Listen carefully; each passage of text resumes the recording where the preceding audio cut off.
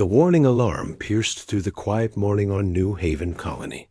Dai jumped from his chair at the border patrol station, his coffee spilling across the console.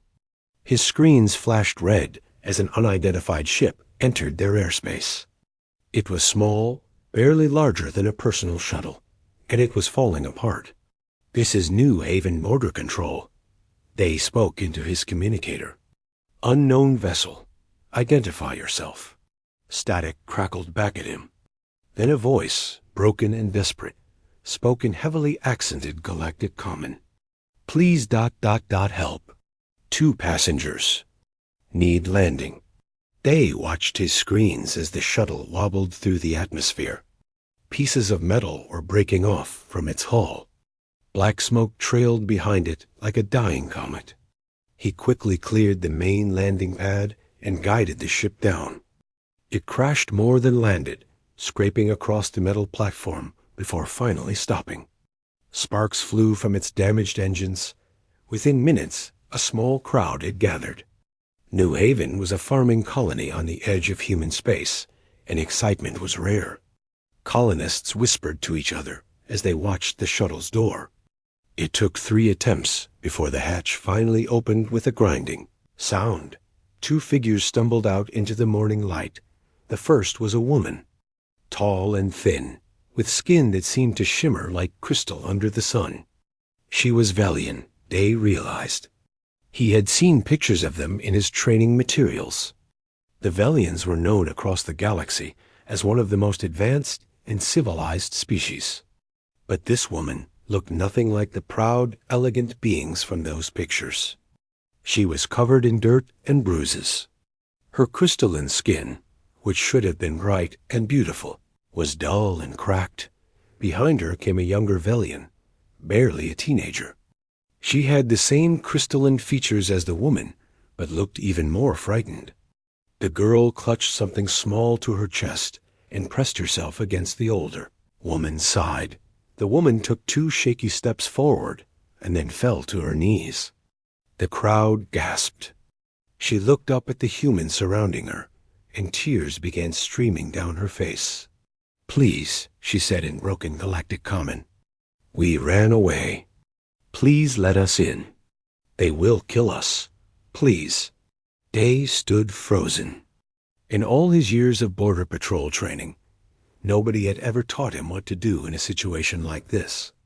The woman looked absolutely terrified, and the girl behind her was shaking like a leaf.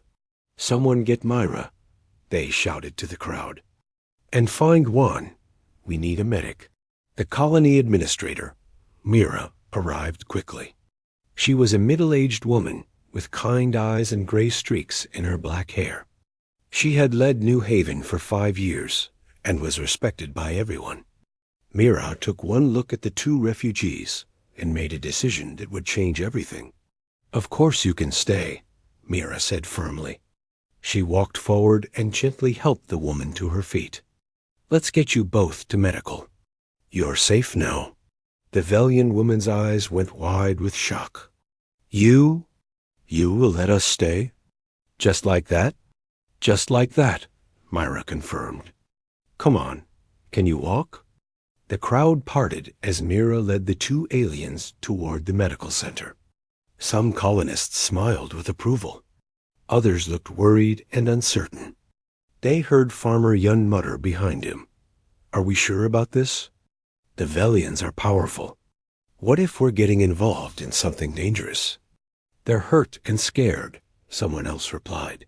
"What else would we do?" At the medical center, Juan examined both patients carefully. He was a young doctor, only 3 years out of medical school, but he was thorough and gentle. The woman identified herself as Lyra, and her daughter was Kess. As Juan treated their various injuries, he noticed something disturbing. Both mother and daughter had scars that looked like they came from torture devices. Burns, cuts, and marks from restraints covered their bodies. "What happened to you?" Juan asked quietly. Lyra was silent for a long time. Kess had fallen asleep on the medical bed, exhausted beyond measure. Finally, Lyra spoke in a whisper.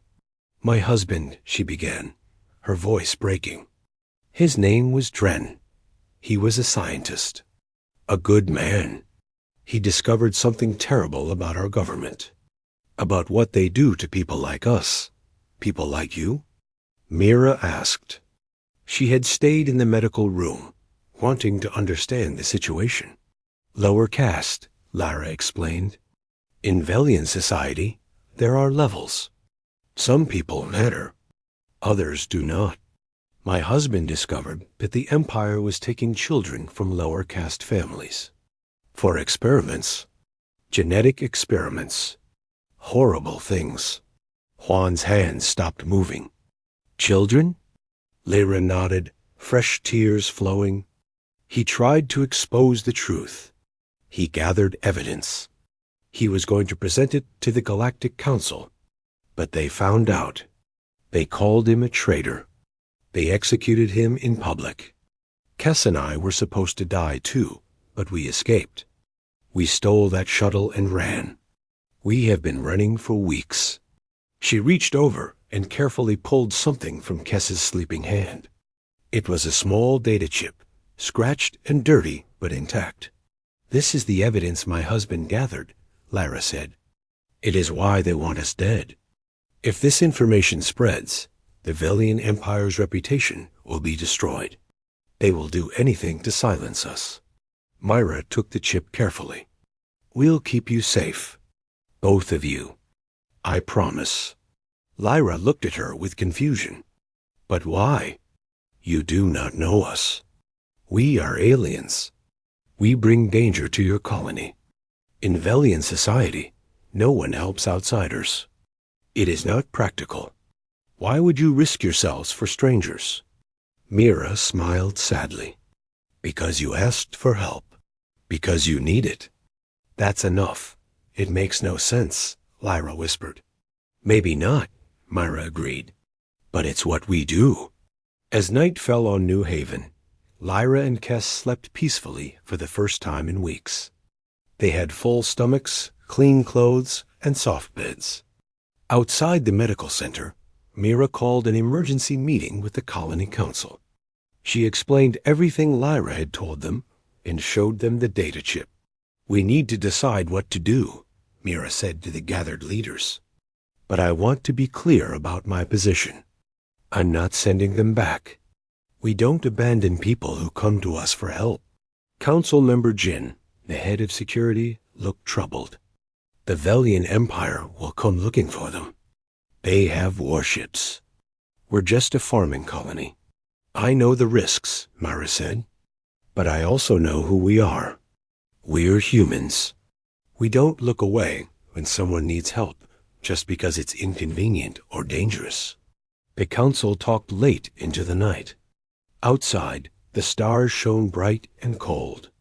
Somewhere out there, the Velian Empire was searching. And soon they would find New Haven. The refugees had arrived. And nothing would ever be the same the morning after Lyra and Kess arrived. Colony Security Chief Jin sat in his office staring at a computer screen. He had spent all night examining the data chip that Lyra had protected with her life. What he found made his blood run cold. The chip contained thousands of files. Medical records, video footage, financial transactions. All of it painted a picture of systematic horror. The Velian Empire, respected across the galaxy for its art and philosophy, had been kidnapping children from lower caste families for years. These children were used in genetic experiments designed to create superior Velians. Most of the test subjects died. Those who survived were disposed of quietly. Jin rubbed his tired eyes and called Mira into his office. When she arrived, he showed her the evidence. They watched video files together in silence. Neither of them spoke for a long time after the final video ended. This is monstrous, Myra finally said. The Velians present themselves as one of the galaxy's most civilized species. Everyone looks up to them. But this, it gets worse, Jin said. He pulled up another file. This is a list of scientists who were involved in the program. Lyra's husband, Dren, was on this list initially. But these notes show that he started asking questions. He wanted to know why so many test subjects were dying. He requested better safety protocols. That's when they started watching him. Myra read through the documents.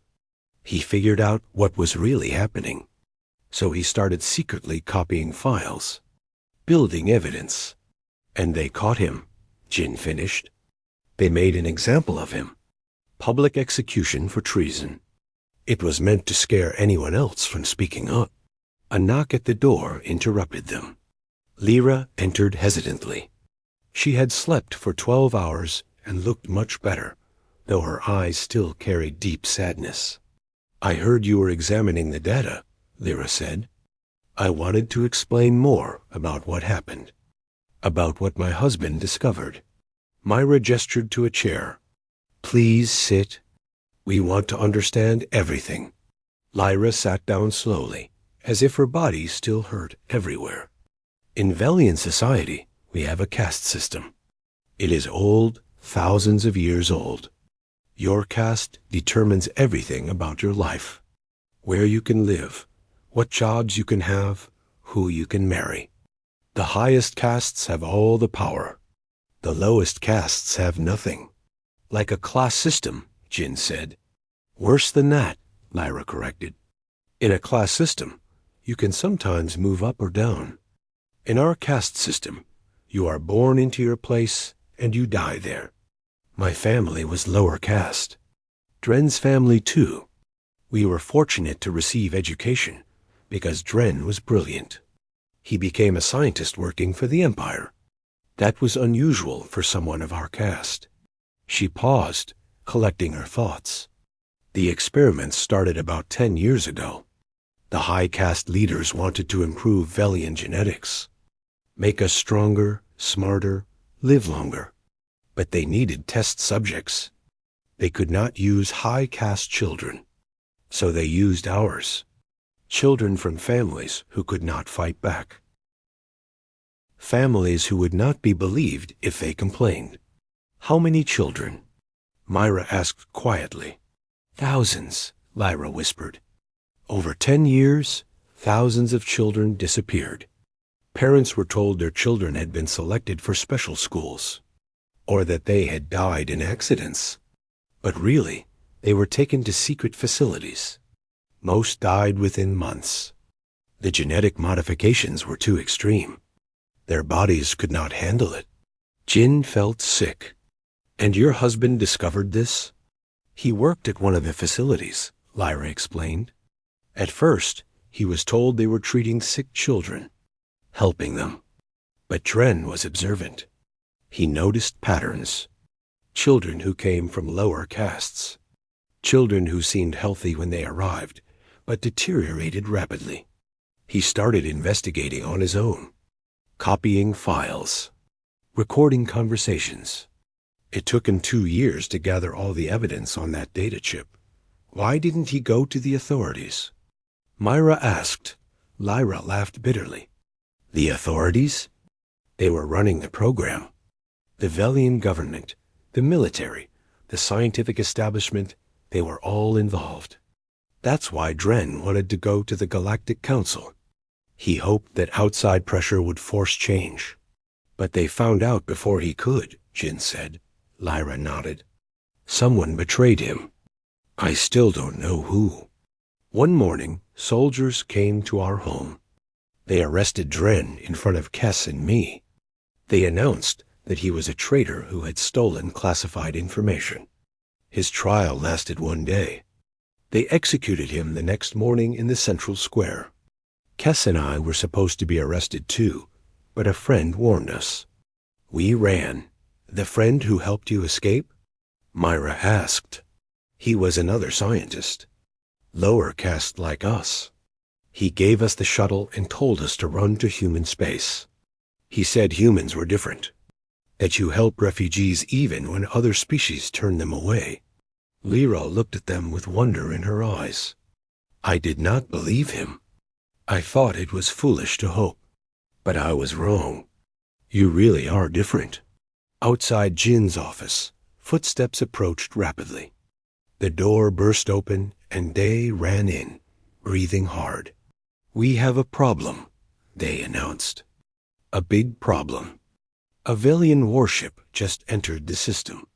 They're broadcasting a message on all channels." Jin pulled up the communication on his screen. A Velian officer appeared, his crystalline skin gleaming with authority. He was clearly high caste. "Attention, human colony of New Haven," the officer said coldly. "We are searching for 2 fugitive criminals. A female named Lyra and her daughter Kess. They are wanted for theft of government property and conspiracy against the Empire. We have reason to believe they are on your colony. You have 48 hours to surrender them to us. If you do not comply, there will be consequences." The message ended. Silence filled the office. Lyra stood up, her face pale. "I will go. I will not let you suffer because of us. Kess and I will surrender." "Absolutely not," Mira said firmly. "You came here asking for help. We don't hand people over to be murdered." "You don't understand," Lyra said desperately. "That is a military warship. It can destroy this entire colony. You cannot fight them." Jin looked at Myra. "She's right. We're not a military installation. We have some defensive systems, but nothing that can stand against a warship." Myra stood up and walked to the window. Outside, colonists were going about their morning routines. Farmers heading to fields. Children walking to school. People who trusted her to keep them safe. "Call an emergency town meeting," Mira said finally. "Tonight, everyone needs to know what we're facing. Then we'll vote on what to do." "Vote?" Lyra asked in confusion. "You will let everyone decide?" "This affects everyone," Mira said. "So everyone gets a say. That's how we do things here." That evening, the town hall was packed. Every colonist who could walk was there. Myra explained the situation clearly. She told them about Lyra and Kess, about the evidence of Velian crimes, and about the warship demanding their surrender. "If we refuse," Myra said honestly, "the Velians might attack. People could die. This colony could be destroyed. I want everyone to understand the stakes." The debate was fierce. Some colonists argued for pragmatism. "We have families here, children. We can't risk everything for 2 aliens we just met." But others disagreed. Farmer Tay stood up, his weathered face determined. "My grandparents were refugees from the water wars on Earth. They came to the colonies looking for safety. People helped them even though it was risky. If those people had turned my grandparents away, I wouldn't exist. We can't abandon people who need help. That's not who we are." Ex-soldier Yun spoke next. "I fought in the border conflicts. I've seen what happens when good people do nothing, while evil wins. Maybe we can't beat a warship in a straight fight, but we can stand up and say no. We can tell the galaxy that some things matter more than being safe." Kess, who had been sitting silently beside her mother, suddenly stood up. Everyone turned to look at the young alien girl. "I am only 15 years old," Kess said in halting galactic common. "In my life, nobody ever helped us. When my father tried to save children, he died alone. When we ran away, everyone we asked for help turned us away. They said it was not their problem. They said it was too dangerous." Her voice grew stronger. "Then we came here. You don't know us. We are not your species. But you helped anyway. You are the first people in my entire life who stood up for what is right instead of what is easy." Tears ran down her crystalline face. "If you send us back, I understand. You have to protect your families. But I want you to know that just by letting us stay these few days, just by treating us with kindness, you gave me something I never had before. Hope. Hope that the galaxy has good people in it. Thank you for that." The hall was silent. Then someone started clapping. Others joined in. Soon the entire room was applauding. When the vote was called, it was overwhelming. 347 colonists voted to protect Lyra and Kess. 53 voted to surrender them. The decision was made. Mira sent a message to the Velian warship. New Haven colony grants political asylum to Lyra and Kess. We will not surrender innocent people to be murdered. If the Velian Empire wants them, they will have to go through us. In her room at the medical center, Lyra held her daughter close and cried. But for the first time in weeks, they were not tears of fear. They were tears of gratitude. These humans, these strange beings from a young species, had chosen to protect them, even when it meant risking everything. Lyra did not understand it. In Velian philosophy, such behavior was considered foolishly idealistic. But maybe, she thought, there was a kind of wisdom in it that her people had forgotten. Outside, the stars shone cold and bright. The Velian warship waited in orbit, its weapons ready. And on New Haven, the colonists prepared for whatever came next. They had made their choice. Now they would live with it. The Velian warship hung in space like a knife waiting to fall. Commander Telvos stood on his bridge, staring at the small colony below with frustration and disbelief. In his 30 years of service to the Empire, he had never encountered such stubborn foolishness. They actually said no, his second officer repeated for the third time. A farming colony with less than 400 humans. They said no to the Velian Empire. Telvos reviewed the humans' response again. A colony administrator, this woman called Mira, had not only refused to surrender the fugitives, but had publicly declared they were under human protection. The message had been broadcast on open channels. By now, half the sector had probably heard it. What do we know about human military capabilities? Telvos asked. His tactical officer pulled up data on a screen. Not much. They're a young species, only in space for about 200 years. They have scattered colonies across the frontier, but no unified military force. Individual colonies maintain basic defense systems. Nothing that could threaten a warship like ours. Then why are they resisting? Telvos wondered aloud. Do they not understand we can destroy them? Perhaps they are simply ignorant, the second officer suggested. Young species often overestimate their abilities. But something about the situation bothered Telvos. He had studied humans during his journey to New Haven. They were known to be emotional and unpredictable, but not stupid. They had to know they could not win a military confrontation. So why were they standing firm? He decided to extend the deadline by 24 hours. Perhaps the humans needed more time to see reason. On New Haven, the colonists were not idle. Security Chief Jin had military experience, and he put it to use. The colony's defensive systems were designed to protect against pirates and space debris, not warships. But Jin was creative. We have 6 orbital weapons platforms, Jin explained to his team. They're basically mining lasers with targeting computers. Against a military shield, they'll be like throwing rocks at a tank. But if we coordinate them correctly, we might be able to create enough of a distraction. A distraction for what? Day asked. For evacuating the children, Jin said grimly. If the Velians attack, we need our kids away from the main settlement. There are caves in the northern hills. They'll be safer there. While Jin organized defenses, Mira was working on a different front. She had sent copies of Lyra's data chip to every human colony she could reach. She also transmitted the information to several independent news networks and even to the Galactic Council itself.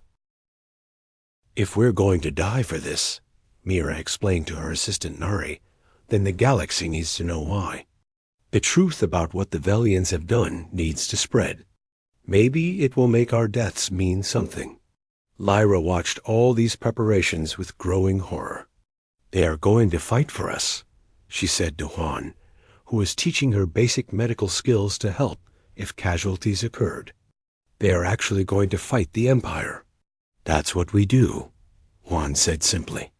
We protect people who need protecting. But you will die, Lyra said desperately. Kess and I are not worth an entire colony dying. Juan stopped what he was doing and looked at her seriously. Let me ask you something. If the situations were reversed, if Velians were threatened and humans needed help, what would your empire do? Lyra was silent. She knew the answer. The Velian Empire would calculate the cost versus the benefit. They would consider the political implications. They would almost certainly refuse to get involved. It was practical, logical, the Velian way. We would not help, Lyra admitted quietly. We would say it was not our concern. Exactly, Juan said. That's the difference. Humans don't calculate whether helping someone is worth the cost. We just help. Maybe that makes us foolish, but it also makes us human. Kess was sitting nearby, helping sort medical supplies. I think it makes you brave, the young girl said. The bravest people I have ever met. As the deadline approached, something unexpected began happening. Ships started arriving in the New Haven system. Not warships. These were civilian vessels, cargo haulers, mining ships, personal transports. Each one broadcast the same message as they took position around the colony. New Haven, this is the cargo ship Morning Star. We're here to help. This is the mining vessel Deep Fortune. We stand with you. Colony transport Pearl River arriving. You're not alone. Within hours, dozens of ships had arrived. They formed a loose protective formation around New Haven. Most were human vessels, but some were crewed by other species. Aliens who had been granted asylum by humans in the past and wanted to return the favor. One ship's message made Mira cry. New Haven, this is Captain Hay of the merchant ship Golden Dawn. 3 years ago, my family fled the Kryn Syndicate. We had nowhere to go. The human colony of Port Freedom took us in, kept us safe, helped us start over. We heard what you're doing. We're here to help protect you like you protected us. Commander Telvos watched the growing fleet with alarm. This was not supposed to happen. Individual colonies were easy to intimidate, but this was turning into a political incident. Sir, his communications officer said nervously, we're receiving messages from the homeworld. The data that was transmitted? About the genetic experiments? It's spreading across the galactic networks. There are protests starting on several Velian worlds. The Council is demanding answers. Telvos felt a cold weight in his stomach. The mission had gone wrong. What was supposed to be a simple retrieval of 2 fugitives had become a galactic crisis. What are your orders, Commander? His tactical officer asked.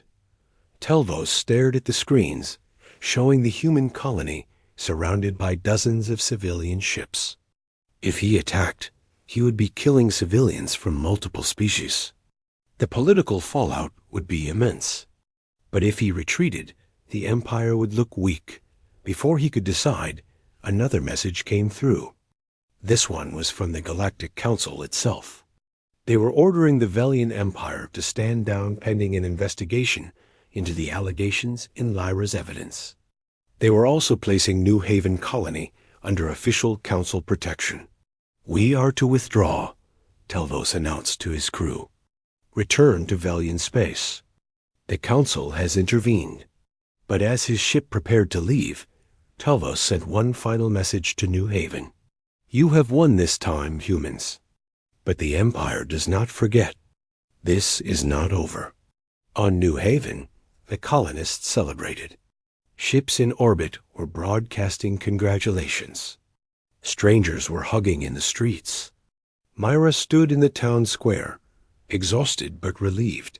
Lyra approached her slowly. You risked everything, the Velian widow said. Your lives, your homes, your safety. For me and Kess, I do not understand it. In all my years, in all my education about civilization and philosophy, Nobody taught me that strangers would do something like this. Mera smiled tiredly. Maybe that's because you are learning the wrong kind of philosophy. Civilization isn't about art and technology and political systems. It's about this. It's about standing up for people who need help, even when it's hard. Especially when it's hard. Is this what all humans are like? Lyra asked. We try to be, Mera said. We don't always succeed. We have our flaws and failures. But most of us believe that compassion isn't weakness. It's the most important strength we have.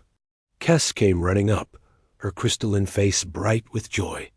She had been playing with some human children who had taught her a simple game. For the first time since her father's death, she looked like a normal teenager instead of a terrified refugee. Mother, look! Kes showed Lyra a drawing one of the children had made. It showed Lyra, Kes, and several human figures all holding hands under a bright sun. They drew us as family, Kes said happily. They said we're part of New Haven now. Lyra looked at the drawing and felt something break open in her chest. All the grief, all the fear, all the loneliness of the past weeks came flooding out. She sank to her knees and wept.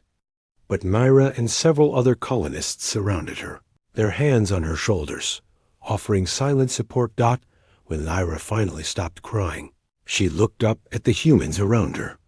Thank you, she whispered. Thank you for showing us that kindness still exists in the galaxy. Thank you for being brave enough to care.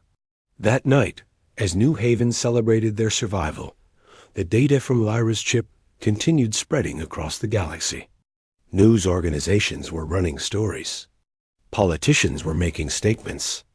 On several Velian worlds, lower caste citizens were organizing protests, demanding reform. The impact would not be immediate. The Velian Empire was powerful and deeply rooted in tradition. But cracks had appeared in its perfect facade. And those cracks had started because one scientist chose to gather evidence, because his widow chose to protect that evidence, and because a small group of humans chose to stand up for what was right rather than what was safe. Chin found Mira later that evening. We made powerful enemies today, he said. The Velians will remember this. They might try to retaliate someday. I know, Myra agreed. But we also made friends. Did you see how many ships came to help us? How many species are paying attention to what happened here? Do you think it will change anything? Jin asked. The galaxy, I mean. Do you think what we did today will matter in the long run? Mira looked over at Lyra and Kes, who were sitting with a group of colonists sharing a meal. It mattered to them. That's enough for me. Very human of you, Jin said with a slight smile. I'll take that as a compliment, Mira replied. As the celebration continued into the night. Nobody noticed the small messages being transmitted from the colony. They were going to other Velian dissidents, other refugees, other people trapped in oppressive systems across the galaxy. The messages all said the same thing. There is a place where humans live. If you need help, they will help you. If you need protection, they will protect you. Do not give up hope. The word was spreading, and the galaxy would never quite be the same. 3 months had passed since the Velian warship withdrew from New Haven. The colony had changed in ways both large and small. The population had grown as refugees from several species arrived, having heard about the colony that stood against an empire. The central square now had a memorial sculpture that Kes had designed, showing different species reaching toward each other in solidarity. Lyra stood in the greenhouse, her hands deep in rich soil. She was planting seeds for a Velian flower that grew only in specific conditions. The greenhouse had become her sanctuary. After months of running and hiding, there was something healing about helping things grow. The purple ones need more water, Farmer Tay said, walking through the greenhouse with his inspection pad. He had taken Lyra under his wing, teaching her about Earth and colonial plants. In return, she taught him about Velian agriculture. "I will remember," Lyra said. Her galactic common had improved significantly. She could now hold complex conversations, though her accent remained strong. Tay paused and looked at her with concern. "Have you heard the news from Velian space?" Lyra's hands stilled. "What news?" "There have been arrests," Tay said carefully. "High-ranking officials involved in the genetic experiments. The evidence you brought has triggered investigations across multiple worlds. Some are calling it the biggest political scandal in Velian history." Lyra sat back on her heels. "Is that good news or bad news?" "Both, maybe," Tay admitted. "It means change is happening, but it also means the people responsible are fighting back. There are reports of violence against protesters. The Empire is trying to suppress information." "That is the Velian way," Lyra said bitterly. "Control information, control the narrative, maintain order at any cost. My husband knew that if he exposed the truth, it would shake the foundations of our society. That is why they killed him." "But he succeeded," Tay pointed out. "The truth did come out. Because of him, and because of you." "Because of humans," Lyra corrected. "If New Haven had turned us away, none of this would have happened. The evidence would have been destroyed when the Empire caught us. Kes and I would be dead." She looked at her hands, still covered in soil. "Sometimes I think about that. How close we came to losing everything. How one decision by Administrator Mira changed the entire course of events. If she had been even slightly less compassionate, if this colony had been even slightly more concerned with self-preservation, the galaxy would never have known the truth. But she wasn't," Tay said simply. "And we weren't. That's what matters." Later that day, Lyra walked to the school where Kes was attending classes. Her daughter had adapted remarkably well to life on New Haven. She had made friends, learned English in addition to Galactic Common, and was excelling in her studies. The trauma of losing her father and fleeing their homeworld would always be part of her. But she was healing. Lyra watched through a window as Kes sat in a classroom with a dozen other students, both human and alien. Teacher Sora was explaining Earth history, and Kes's hand shot up with a question. The other students laughed at something she said, and Kes laughed too. It was a sound Lyra had feared she would never hear again. "She's doing well," said a voice beside her. Mira had appeared silently, as she often did. The administrator had a talent for knowing when someone needed company. "She is thriving," Lyra agreed. "Better than I hoped. The nightmares have become less frequent. She smiles again. She even talks about the future now, about what she might study or what job she might want." "And you?" Myra asked. "How are you doing?" Lyra considered the question. "I am alive. My daughter is safe. That is more than I had any right to expect. But I struggle with guilt. So many people risked their lives for us. What if the Velians had attacked? What if people had died because you chose to protect us?" "But they didn't," Mira said. "And people didn't die. You can't torture yourself with what-ifs. In Velian philosophy," Lyra said slowly, "we are taught that emotions should be controlled by logic. That decisions should be made by calculating costs and benefits. When I first came here, I thought humans were foolish because you make decisions based on emotion instead of logic. You helped us because you felt compassion, not because it was logical or beneficial. And now?" Myra prompted. "Now I think Velian philosophy is wrong," Lyra said firmly. "Or at least incomplete. What is the purpose of logic if it leads you to abandon someone in need? What is the point of civilization if it does not protect the vulnerable? Humans understand something my people forgot. Compassion is not the opposite of intelligence. It is the foundation of real wisdom." Before Myra could respond, Jin came jogging up to them. "Myra, You need to see this. Something's happening. They followed Jin to the communication center. Day was at the console, looking shocked. On the screen was a live feed from several galactic news networks. The headlines made Lyra gasp. Velian Empire admits to genetic experiments, one read. Lower caste victims to receive compensation. Velian Council votes to abolish caste system, announced another. This is impossible, Lyra whispered. The caste system has existed for thousands of years. They cannot simply abolish it. But the news reports were clear. The combination of galactic pressure, internal protests, and undeniable evidence had forced the Velian government into unprecedented action. The genetic experiment program was being shut down. Officials responsible were being prosecuted. And in a move that shocked everyone, the Velian Council had voted to begin dismantling the entire caste system.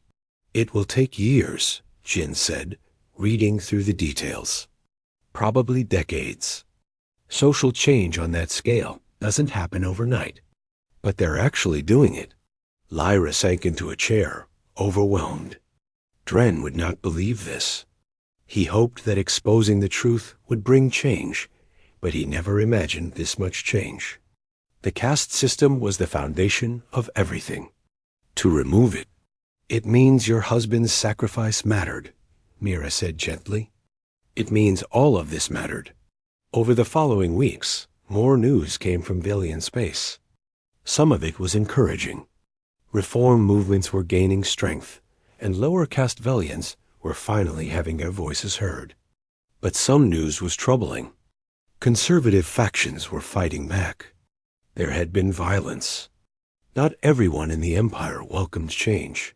Then one day, an unexpected visitor arrived at New Haven. A Velian ship requested permission to land, carrying an official delegation. Jing wanted to refuse them, suspicious of their motives, but Lyra asked to meet them. The delegation consisted of 3 Velians, all clearly from lower castes based on their mannerisms and simpler clothing. Their leader was an older female named Sira. We come representing the Reform Coalition, Sira explained through a translator. We wanted to meet the woman whose courage started everything, and we wanted to thank the humans who protected her. I did nothing special, Lyra protested. I only ran away. You brought the truth to light, Sira said. For generations, lower caste families like mine knew children were disappearing. But we had no proof, no voice, no power. Your husband gave us proof. You preserved it. And these humans gave you a platform to share it with the galaxy. Because of that, everything is changing. The change is not complete, one of the other delegates added. There is still resistance. But for the first time in our history, we have hope. We know that another way is possible. We brought something for you, Sira said. She presented Lyra with a small box. Inside was a medal, simply crafted but beautiful. This was your husband's. We recovered it from the Empire's records. It was a scientific achievement award he received years ago, before he became a threat to those in power. We thought you and your daughter should have it. Lyra took the medal with shaking hands. It was a tangible piece of Dren, something that proved he had existed and mattered. She pressed it to her heart and wept. That evening, the colony held a gathering to honor the Velian delegates. It was not a formal ceremony, but a simple meal shared between friends. Kes sat between her mother and several human children, translating and laughing. The Velian delegates seemed amazed by the casual warmth of the interaction. This would never happen on our worlds. Sira said to Myra, different castes eating together, sharing food, treating each other as equals. We have a long way to go before Velian society looks like this. You'll get there, Myra said confidently. Change takes time. But you've already taken the hardest step, which is deciding to change it all. We learned that from watching humans, Sira said. Your species is young. You have not been in space as long as we have. But you understand something important that older species forgot. You understand that principles matter more than convenience, that some things are worth fighting for, even when the odds are against you.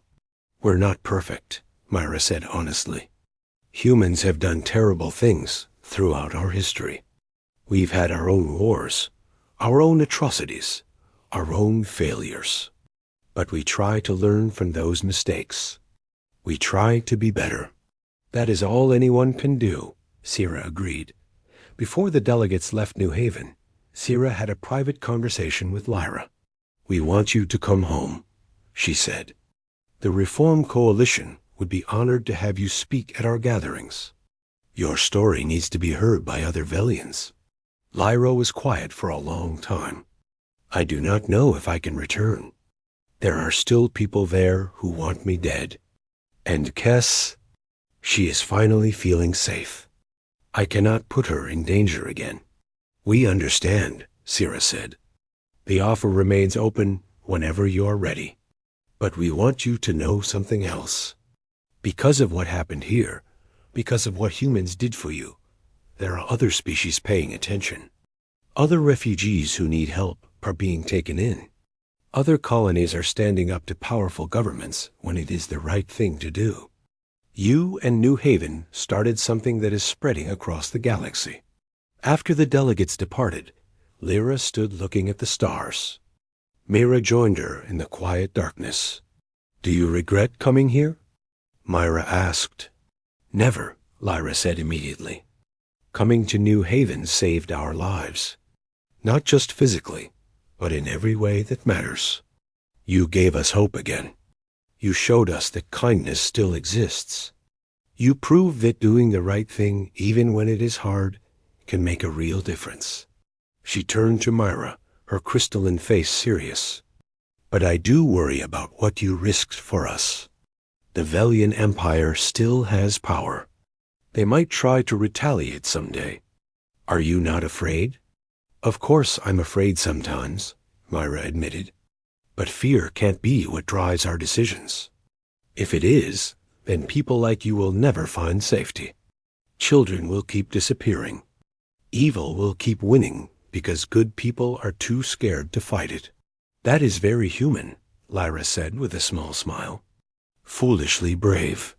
"I'll take that as a compliment," Myra replied. Inside the colony, lights glowed warm against the darkness.